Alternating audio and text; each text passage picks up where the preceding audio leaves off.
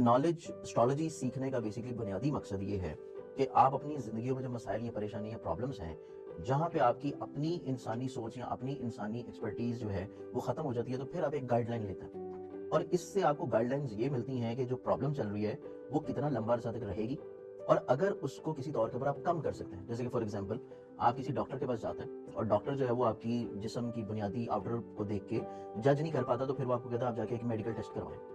वो different medical test आपसे करवाता है और मेडिकल टेस्ट की बुनियाद के ऊपर वो आपको मेडिसिन या आपका ट्रीटमेंट लेके चलता है।